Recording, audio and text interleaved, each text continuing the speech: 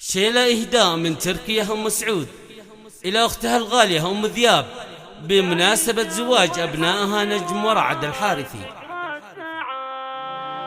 زاني جو الحفل والفكرة استعاد وابتدى بدعى طواريق الجيزان على استوديو راوية في حفل زواج عرسنا السعاد ليلة بفرحها ثرى الليال.